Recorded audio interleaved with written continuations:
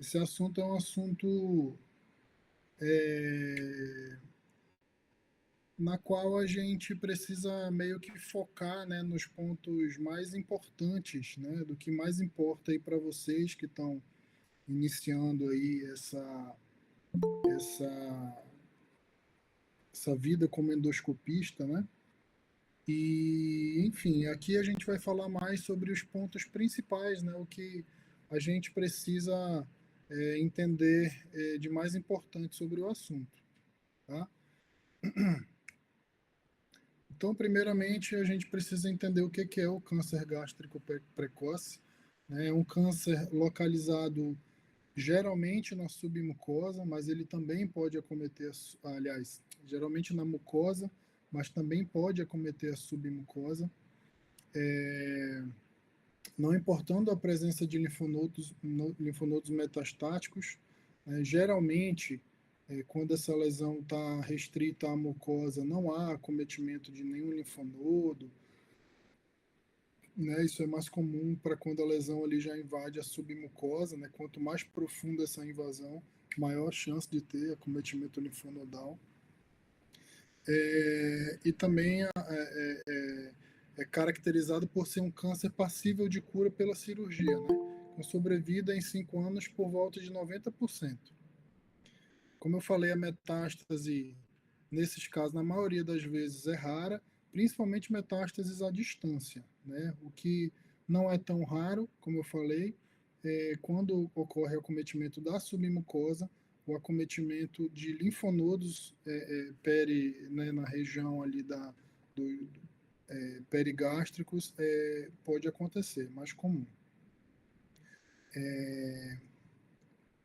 Principalmente essa metastatização pode ocorrer em lesões ulceradas ou que tenham características de lesão que está acometendo a submucosa. Quando essa invasão chega na SM1, que é aquela camada mais superficial da submucosa, existe 9% de chance de haver metastatização para linfonodos regionais. Quando invade a SM2 sobe para 17, quando chega na SM3, né, já chega a 50% dos casos de acometimento. Identificar essas lesões é um grande desafio, né? Muitas vezes a gente está na correria ali de fazer os exames rápido, né? Enfim, a gente sabe como é que funciona isso aí, e muitas vezes essas lesões elas podem passar batida, né? Então a gente sempre tem que lembrar da importância da gente fazer um exame com calma, avaliando bem cada segmento ali do estômago, né, para que justamente não passe batido nenhuma lesão dessa. Geralmente essas lesões, elas vão, em algumas das vezes, elas vão estar localizadas onde visualmente a gente vê apenas algumas alterações endoscópicas muito, muito sutis. Por isso que a gente precisa de uma boa qualidade de imagem, então a gente precisa trabalhar com equipamentos com, se possível, né, com imagem de alta definição. Precisamos ter uma boa iluminação, né, não pode ser aquele equipamento com a iluminação fraca. Precisamos fazer, quando necessário, né, a boa limpeza do órgão, por isso que eu gosto muito de fazer o uso do Luftal, né, ali na clínica a gente sempre faz isso, mas em algumas situações, mesmo com o uso do Luftal, pode haver aí, como nessa foto aqui está mostrando, né, a presença dessa secreção, que pode esconder ali debaixo uma lesão plana, né, que não chame muita atenção, e, enfim, se a gente não faz essa limpeza adequada, essa lesão vai passar batido, tá? Então a gente precisa fazer a limpeza do órgão, fazer o exame com calma, para que a gente possa fazer a avaliação do padrão vascular, né, ao identificar uma área suspeita, que a gente possa, através de, como eu falei, utilizando equipamentos de boa qualidade, com imagens de alta definição, usando a cromoscopia, né, que a gente possa fazer a avaliação adequada daquela região, para que a gente possa fazer uma avaliação do padrão vascular e do padrão glandular também dessa região. Precisamos também sempre avaliar, ao identificar uma área suspeita, avaliar a consistência, né, dessa área para saber se é uma área endurecida, se é uma área que apresenta uma maior suspeita para ser uma área de lesão maligna. Então a gente precisa, como eu falei, né, mais uma vez, precisa fazer uma adequada avaliação de todos os segmentos do estômago, procurando por áreas de retração, de convergência de pregas, área de espessamento de pregas, alteração na coloração, mesmo que seja uma coisa muito sutil, a gente precisa chegar pertinho ali, lavar e fazer uma observação bem adequada da região, tá? Precisamos também ter uma boa avaliação daquelas áreas que, além da alteração da coloração, né, a gente identifica ali uma área de depressão ou uma erosão. Então, são áreas que sempre vão ser suspeitas para câncer, tá bom? Há algumas áreas também que têm uma friabilidade diferente ali, um sangramento espontâneo, né? A gente também precisa fazer essa avaliação. E sempre, na dúvida, coleta biópsia num frasco separado, né? Identificando bem ali, descrevendo bem a localização daquela área que você biopsiou, para que a gente possa ter uma avaliação histológica dessa região para excluir ou confirmar a presença da lesão, né? E, como eu falei, precisamos estar ligados nesses sinais de invasão na submucosa. Área de depressão, erosão, principalmente isso aí, na irregularidade, isso aí pode ser bem característico de lesões com invasão da submucosa.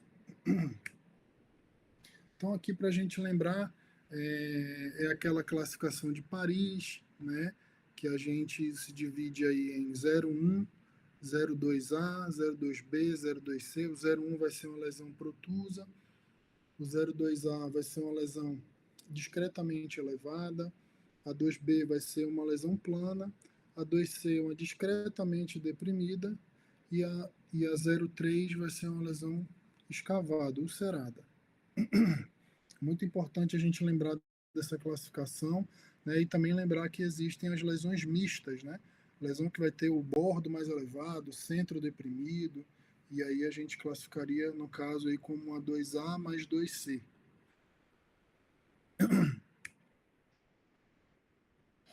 Então, lembrando que da importância, né, da gente ter em mãos ali, se for possível, né, o uso da tecnologia, né, ao nosso favor, através da cromoscopia digital. E quando não tem possibilidade de termos a cromoscopia digital, que a gente faça o uso de corantes, né, como o índigo carmim, para que a gente possa avaliar melhor aí o padrão vascular e glandular dessa lesão. Geralmente essas lesões, elas apresentam essa tal de linha demarcatória. Como a gente consegue ver aqui nessa área, existe uma linha demarcatória que delimita aqui os bordos da lesão. Aqui fica bem claro quando a gente joga o índigo carmim, né? Os bordos da lesão eles ficam bem evidentes. E aí, ao chegar, né, ao aproximar o aparelho dessa lesão, caso a gente consiga fazer aí, o uso da tecnologia, a gente consegue ver bem aí o padrão vascular e o padrão glandular e também consegue identificar essa linha demarcatória, até porque a gente vai precisar saber onde que essa lesão termina, para a gente poder saber qual a extensão da lesão, para a gente poder fazer a escolha da nossa técnica de ressecção. Então, esse trabalho aqui, ele fala que as lesões suspeitas são lesões que têm a linha demarcatória, né? Então, você avalia a lesão de perto, com o uso da tecnologia. Se você identifica uma linha demarcatória, então aqui, linha demarcatória. Se tiver ausente, provavelmente não é câncer. Se ela estiver presente, você precisa aproximar a lesão, né, dar uma magnificação ali na imagem, e para que você possa fazer a avaliação do padrão vascular e do padrão glandular. Se tiver alteração do padrão vascular e glandular, a chance de ser câncer é bem grande. Se não tiver essa alteração, existe uma boa possibilidade de não ser câncer. Então aqui a gente consegue, nessa imagem, ver o padrão glandular da mucosa gástrica ali na região do fundo, tá? Você vê que é bem irregular, que não tem naquela linha demarcatória, não tem alteração do padrão vascular e nem do padrão glandular. Mas aqui nessas imagens a gente já consegue ver também aqui nessa primeira foto o padrão vascular normal, o padrão glandular também normal, e aqui a gente já começa a ver uma irregularidade. Até aqui o padrão vascular é normal. A partir daqui, onde tem a linha demarcatória aqui, a gente consegue ver que o padrão vascular está todo alterado aqui dentro, e da mesma forma que aqui nessa imagem abaixo, a gente consegue ver que até aqui, mais ou menos,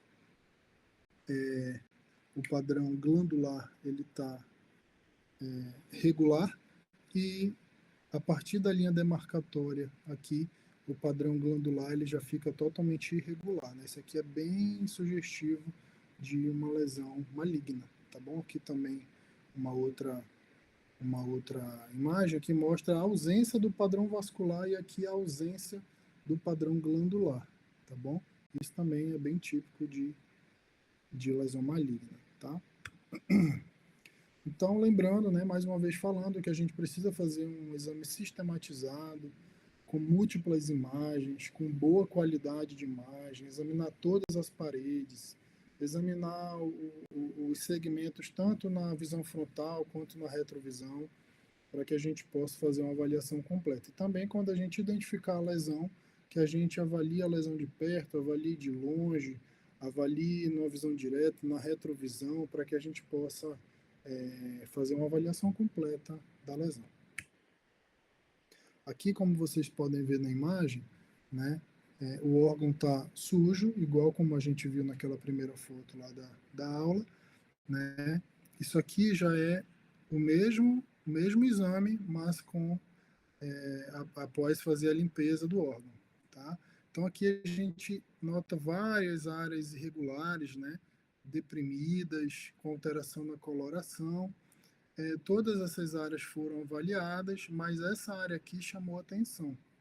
Ó, então ele deu um zoom aqui, né, usou a magnificação da imagem, colocou o índigo carmim, e com a magnificação da imagem a gente consegue ver que aqui, né, até aqui, existe um padrão vascular e glandular normal, e a partir daqui, né, a gente vê a linha demarcatória aqui, e aqui dentro uma lesão, né, uma área bem suspeita para uma lesão maligna, né? Aí a gente biopsia e confirmando a presença da lesão, a gente vai, após avaliar bem, né, a extensão da lesão, a possibilidade aqui, como a gente falou, né, de presença de depressão, ulceração, erosão, a gente vai avaliar para ver se essa lesão é uma lesão com possibilidade de ressecção endoscópica. Nessa lesão aqui, ela tem uma depressãozinha leve, muito leve, né?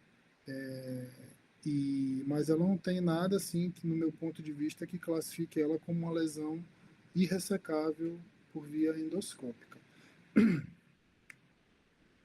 Aqui também o exame que a gente imagina, né, olhando de longe, muitas vezes a gente não vai ver tanta alteração, mas realmente, se a gente prestar bastante atenção, tem um espessamento dessa prega aqui, né, nessa área central, né, ao aproximar a gente identifica melhor essa irregularidade aqui.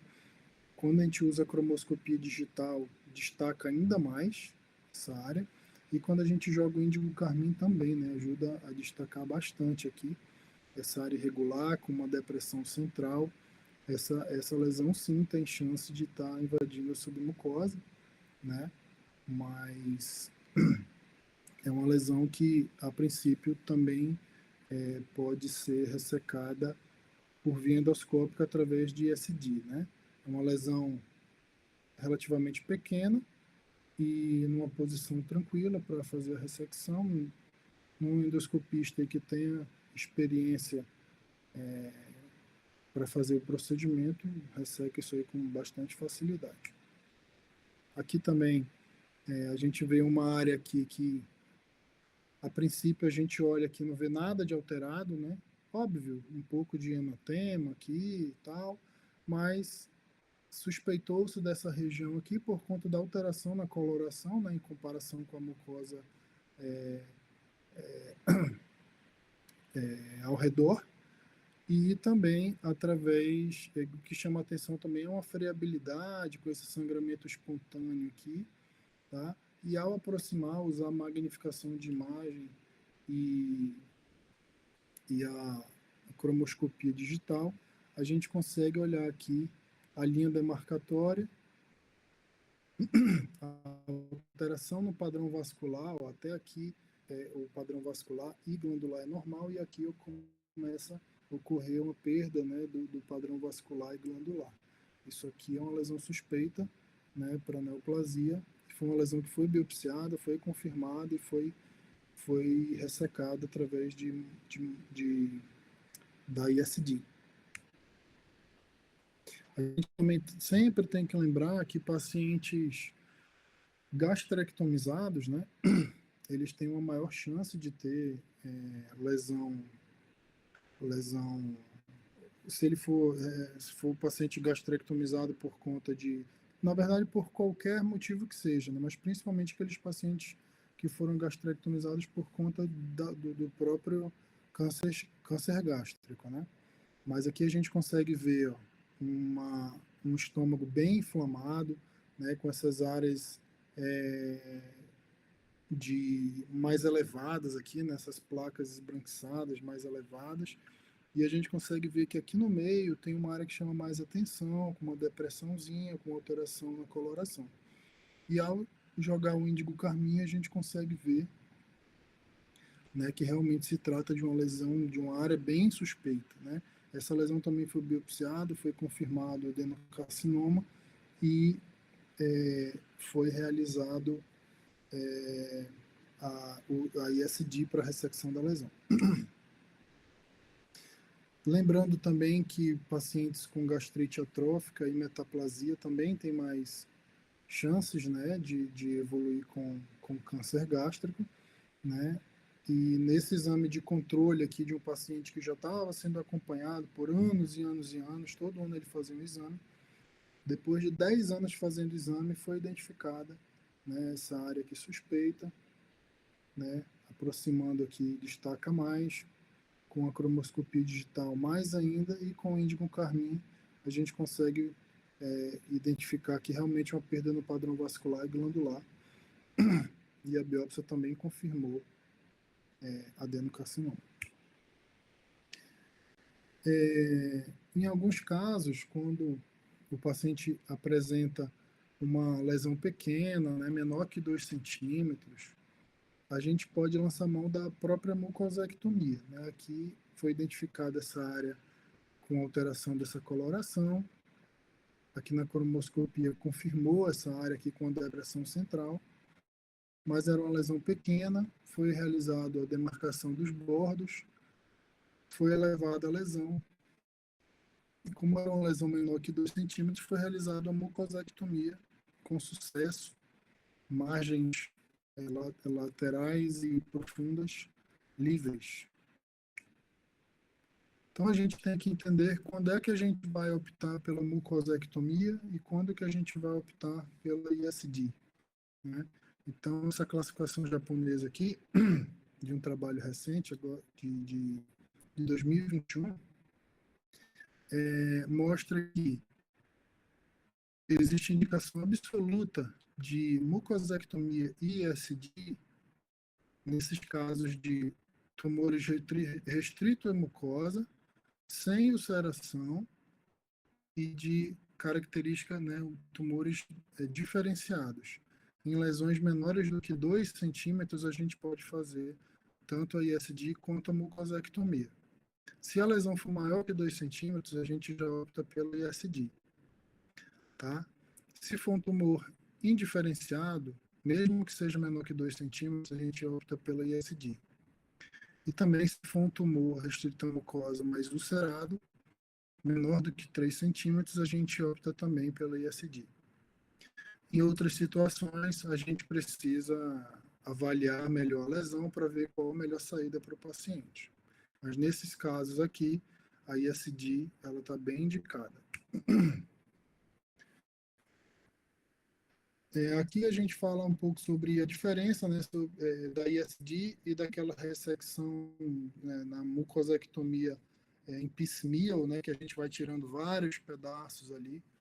Não sei se vocês já viram um procedimento como esse. Mas a diferença disso é que na piecemeal, né, quando a gente faz a ressecção piecemeal, ocorre uma a análise histológica, ela fica prejudicada, né? A avaliação das margens lateral e profunda, ela é prejudicada por conta que a lesão é dividida em vários pedaços, né? E também a avaliação de invasão de vasos linfáticos e venosos. A chance de recidiva na mucosectomia, ela chega a ser até 30% em situações. E na ISD, ela é bem baixa, né? Menor que 1% muitas vezes. Tá? Essa diferença aí ela é muito importante, né?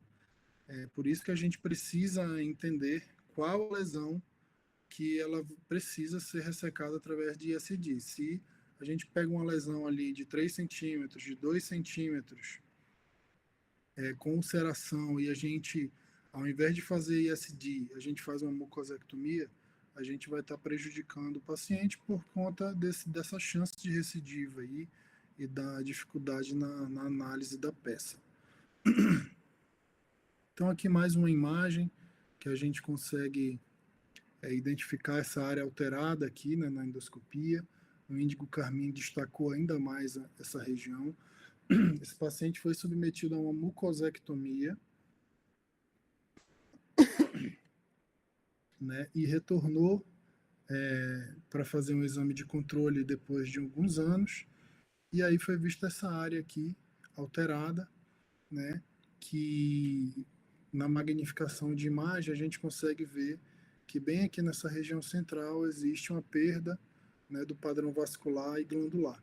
E aí, nesse caso aqui, o paciente foi submetido a uma ISD, né, com uma ressecção extensa dessa região. Né. É importante lembrar também que a ISD é justamente indicada também nesses casos. Né. No caso, o paciente já tinha sido submetido a uma mucosectomia, existe uma fibrose aqui por baixo dessa lesão, mas a ISD, se ela for realizada por um médico com boa experiência, né, dá para a gente fazer essa ressecção extensa da mucosa, né, mesmo com essa fibrose, e aí a gente consegue, enfim, ressecar toda essa área aqui da lesão. Né? Aqui a gente consegue ver a delimitação que o colega fez, e as margens foram bem amplas aqui. Então, a ISD ela é indicada para lesões maiores, né, maiores do que 2 centímetros, como a gente viu ali naquela classificação japonesa. Mesmo em lesões com componente fibrótico, lesões em lugares desfavoráveis, como no cárdia, na incisura angular, no canal pilórico, né? Esse tipo de procedimento, como a gente tira a peça num bloco só, a gente não tira em vários pedaços, a análise histopatológica ela é bem mais precisa. E existe também uma maior possibilidade de ressecção curativa. Lembrando também da importância da gente saber aonde a lesão começa e aonde a lesão termina. Por isso que a gente tem que fazer uma adequada avaliação para ver aquela linha demarcatória da lesão, porque se for uma lesão que a gente não saiba, não consiga, não tenha como delimitar a extensão dela, não tem como a gente fazer uma ISD, né? Mesmo que dê para fazer ressecções amplas, se a gente não sabe onde a lesão termina, e tem uma biópsia ali que confirme a lesão, o paciente tem que ser indicado para cirurgia. Então a gente tem que saber selecionar bem, muito bem. A gente tem que saber quando vai realizar a mucosectomia, quando vai realizar a ISD e quando a gente não deve realizar também, né?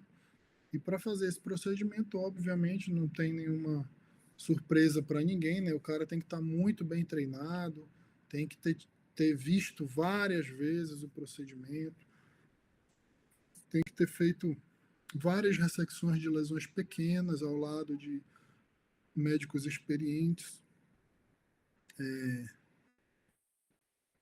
E apenas assim, fazendo e fazendo, que a pessoa vai pegar a mão, né?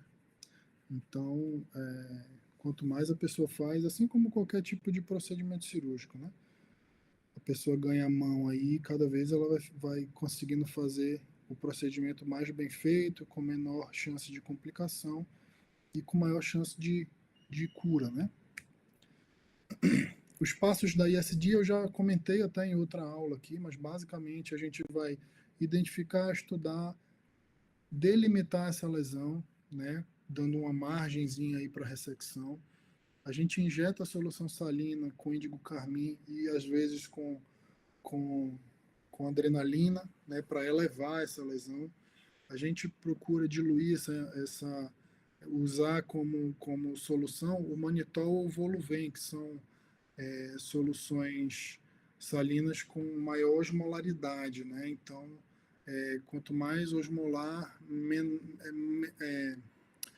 vai demorar mais para esse líquido ser absorvido. Então, por mais tempo, essa lesão vai ficar elevada. Se a gente bota um soro fisiológico ali, por conta da menor osmolaridade, rapidamente essa bolha ela cede e, enfim, e aí prejudica na nossa ressecção, tá? Depois da elevação da lesão, a gente faz o pré-corte, vai circundando toda a lesão por onde a gente fez a delimitação, a demarcação, e depois inicia a dissecção da submucosa, coagulando os vasos, até que seja feita a dissecção completa da lesão. Então, essa aqui é uma imagem que demonstra mais ou menos os passos, né? A gente identifica a lesão, delimita, né? Faz a demarcação dos limites, faz a elevação, faz o pré-corte, circunda toda a lesão com o pré-corte e vai fazendo a dissecção, queimando os vasos até que seja feita essa ressecção. Olha só que bonito aqui, cara. Muito bonito, né? E aqui a peça inteira. Nesse caso aqui era um paciente que tinha duas lesões, ou uma aqui e outra aqui, para você ver. E numa ISD só, o cara conseguiu ressecar, né, as duas lesões em monobloco, né? Tá aqui uma lesão e a outra lesão aqui do lado. Tá? Então, um procedimento muito bonito, né? Aqui é mais uma imagem que mostra aqui a possibilidade da ressecção de uma lesão extensa, né? Bem na região da incisura angular, uma região de difícil ressecção, né? Uma lesão maiorzinha. E aí a gente faz a delimitação, eleva, faz o pré-corte, disseca, e aqui o resultado final, bem na região da incisura angular.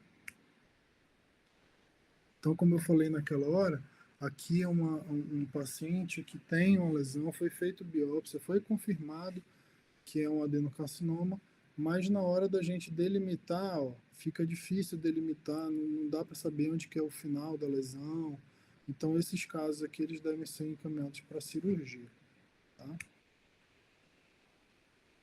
E a gente sempre tem que se atentar com a presença de lesões sincrônicas, né? Aqui ficou bem evidente que essa aqui era uma lesão suspeita, tá? Foi confirmado através da patologia, foi realizada a mucosectomia, a ISD, mas essa região bem aqui também, depois de algum tempo, se mostrou também ser uma lesão maligna, tá? Como não foi avaliada de forma correta, foi ressecada apenas essa lesão da parte da grande curvatura aqui, e essa lesão ficou e depois de uns meses ela precisou ser ressecada. Como conclusão, então, o mais importante para vocês é saber da importância do exame ser um exame bem feito, feito com cuidado, sempre que possível usando bom equipamento, uma boa iluminação, a limpeza do órgão, né? Lembrar que os pacientes gastrectomizados com metaplasia e atrofia também têm uma maior chance de ter a neoplasia de estômago. Precisamos saber de quando escolher a ISD, quando escolher a mucosectomia e quando não realizar nenhum dos dois, quando a gente vai encaminhar para a cirurgia. Precisamos selecionar muito bem os casos e para que a gente possa fazer o procedimento de forma tranquila, a gente precisa de muito treinamento, tá? Era isso que eu tinha para falar hoje e muito obrigado.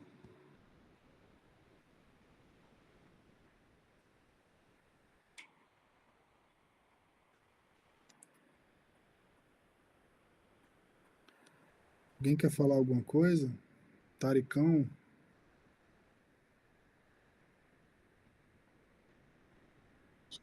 Doug,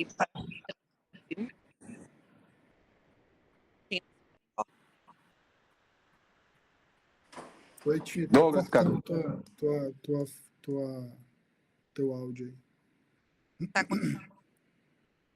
Tá cortando teu áudio. Peraí. E agora melhorou? Agora melhorou. Não, eu tô dizendo parabéns pela aula, né? O tema super importante. E, assim, eu acho que a mensagem principal é justamente a atenção, né?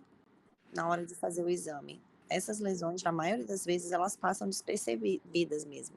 Principalmente quando a gente olha com pressa, olha sem lavar. Então, assim, para os meninos, a mensagem principal que fica realmente é se certificar de que o estômago está limpo, fazer o exame com calma, olhar às vezes a mesma região em angulações diferentes, porque vira e mexe a gente se surpreende com algum achado. É verdade.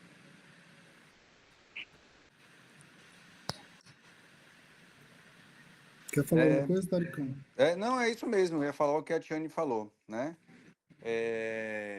Eu acho que a mensagem é justamente essa, né? A gente tem que ter atenção na hora do exame. O equipamento ele é fundamental, né? A gente percebe isso quando a gente vai fazer os exames, né, no SUS com equipamento, com outro tipo de equipamento que a gente não tem na clínica. A imagem lá da clínica, a imagem é bem mais nítida do que a do SUS. Então, às vezes a gente pode realmente comer bola, né, quando a gente está com um equipamento um pouco inferior, né? E o que tanto você falou como a Tiane falou, né? A gente tem que ter total atenção para essas lesões. Quando você está em dúvida, você não sabe o que fazer, mais uma vez a gente vai falar isso, tenta falar com alguém, tenta chamar um colega, ou então, se for o caso, repete o exame na presença de outra pessoa que tem experiência em identificar esse tipo de lesões, para a gente não deixar passar batido e o paciente ficar por aí bolando, né, com uma lesão que pode evoluir para uma coisa ruim, sendo que a gente pode tentar resolver isso de problema, o problema do paciente de forma endoscópica, né? Eu acho que a lição principal é essa mesmo, cara. Esses aparelhos com alta definição, com NBI, essas magnificação de imagem, esses aparelhos são muito caros, mas sempre que for possível, né, para fazer um bom exame com uma boa qualidade, a gente precisa deles, não tem para onde fugir. E fazer o exame com calma. Sempre biopsiar áreas suspeitas, e como eu falei, biopsia, mas descreve de onde você está biopsiando, qual a área, né? No laudo tem que colocar isso muito bem descrito ali para que, caso dê positivo, a gente saiba de onde que tá, de onde foi biopsiado, né? Alguém quer fazer E uma... o índigo também é uma forma, às vezes, até mais barata de você melhorar, né, a qualidade do exame, no sentido de detecção. Sim, Então, com às vezes, certeza. você tem um aparelho ali de última geração, mas o índigo é um recurso barato que você pode usar e te ajuda Muito bastante. útil, né, cara? Muito útil. Tem lesões que saltam aos olhos, assim, realmente, quando a gente usa o índigo. É verdade. Algum aluno quer fazer alguma pergunta, alguma colocação aí?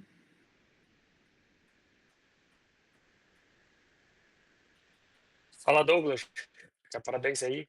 Eu acho que Imagina. também o que leva em consideração, até eu acho que semana passada a gente passou, que eu estava contigo, é que às vezes o plano não libera para fazer o procedimento correto. Acaba fazendo um procedimento que não necessariamente seria, por exemplo, fazer o ISD, que tinha até um paciente que tu falou, mas só estava autorizado alguma coisa. Então, assim, a questão do plano acho que pega no final também para terapêutica correta, no final das contas.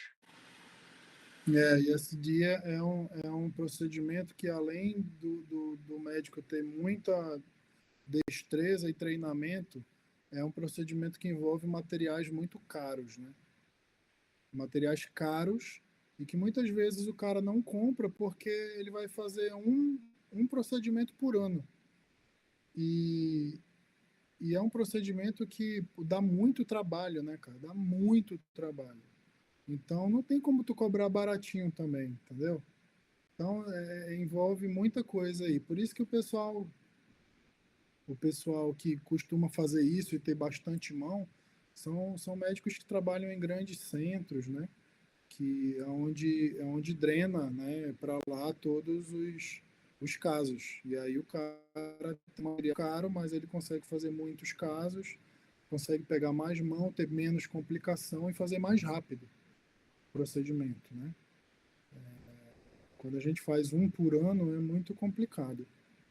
Mas é isso, a gente precisa saber quando solicitar, pelo menos quando indicar o procedimento, né?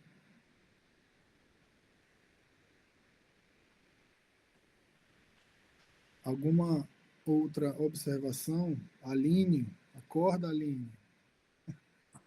Tá ouvindo, tô comendo, mas tô prestando atenção.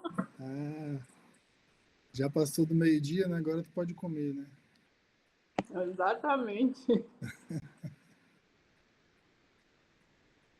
Então é isso, gente. Ninguém quer mais falar nada. O Daios, Fala aí, todo, Douglas. todo mundo tranquilo aí. Boa aula aí, viu? Foi top. Cara, eu peguei aí algumas semanas atrás, eu tive uma paciente no estilo que tu falastes aí na aula, né? Ela já fazia endoscopia comigo há muitos anos, sempre com metaplasia, né, nas biópsias, e tava assim comigo já há uns 3 anos, eu acho.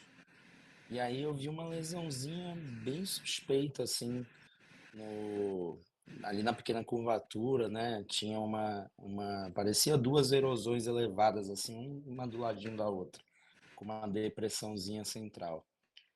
E aí eu falei, cara, vou biopsiar isso aqui, vamos ver o que que é.